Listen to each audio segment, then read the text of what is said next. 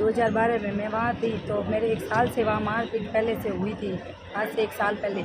तो मैं वहाँ लोगों से भीख मांग के खा रही थी। मेरा सगा ननद वहाँ थी, सगा नंदू ही आया, समझाइश कराएंगे वार्ड में चल। वहाँ आई वार्ड में, तो यहाँ मुझे रात को घर पे अपनी बच्चों के साथ रखा, मेरे साथ खोटा काम किया मेरी बीवी मंजीज के अलावा। फिर उसके बाद में मुझे सुबह बोला समाज में मत बोलना कि तुझे बीवी का दर्जा दूंगा, तुझे मकान वगैरह, तेरे बच्चों का भरण पोषण करूँगा, ऐसे करके मुझे पहला फुसला के रखा। फिर 4 महीने हुए, उसके बाद में मैं प्रेग्नेंट हुई। तो मेरा जेठ जो वो फुलसन, तो उसने वहाँ आया, तो वो बोल रहा है कि तेरे पेट में बच्चा है, मैं समाज को पूरा बोल दूंगा कि अगर तू मेरे साथ नहीं सोई तो। फिर वो भी मेरे साथ खोटे काम करने के लिए मौजूद हुआ। फिर मेरे पेट में बच्चा था, तो वो रमेश का भाई फूलचंद माया मेडिकल है, तो उसने मेरे बेल्टों से मारपीट की। फिर मुझे किट भी ला के दिया, मेरे साथ मेरा बच्चा भी गिरवाया। फिर उसके बाद में अभी मैं 18 दिन से गलियों में घूम रही हूँ। मेरे केस भी दर्ज करवाया, 113 में रिपोर्ट भी दिलाई, 164 के बयान भी। अभी दोनों भाइयों को गिरफ्तार भी अभी नहीं किया है। तो समाज तक बात पहुंची, तो समाज वालों ने बोला कि बैठ के बात करके समाज हमारे आगे क्या है। अच्छा, तो आप अपने पति को छोड़कर इनके साथ क्यों आई थी? तो पति वो शराब पीता था, मारपीट कर रहा था, घर के अंदर नहीं रख रहा। 12 महीना गली में सोई, भीख मांग के खाई समाज वालों से। अच्छा, अब आप बच्चे भी आपके हैं? हाँ, ये मेरे हैं। अच्छा, तो आप कह रहे हैं आप प्रेग्नेंट थी, तो एबॉर्शन करवाया था उस टाइम? हाँ, अभी और प्रेग्नेंट। अच्छा, अब आप क्या चाहते हैं? न्याय चाहिए, गिरफ्तारी चाहिए इनकी दोनों भाइयों को।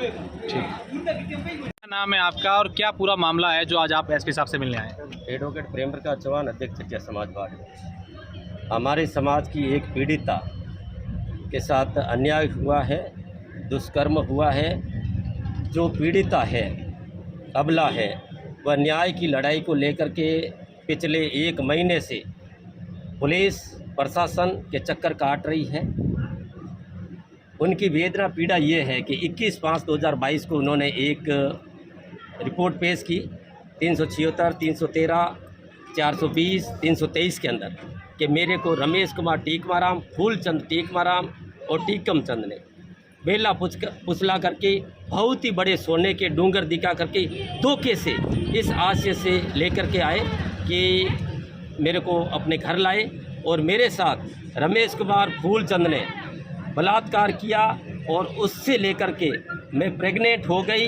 और फूलाराम जो कि पैसे से कंपाउंडर है, उसने किट दे करके मारपीट करके रमेश कुमार फूलाराम ने इसका अबॉर्शन करवाया। और उस दौरान इसको इन्होंने बाकायदा अपनी जोर ज़बरदस्ती ताले में रखा, फिर इसके साथ खोटे काम किए, फिर ये और प्रेग्नेंट हुई, जिसकी हमने अभी जांच करवाई, जो पॉजिटिव आई है, जो हमने पुलिस के ज़रिए जांच करवाई और वो केस डायरी में संलग्न की गई है। अभी जब हमने समाज स्तर पे पीड़िता और मुलजिमानों के बीच में सामंजस्य बैठाना चाहा और समाज पिछले 4-5 दिन से ये कह रही है कि कहीं ना कहीं सामंजस्य बैठ जाए, मगर बैठा नहीं।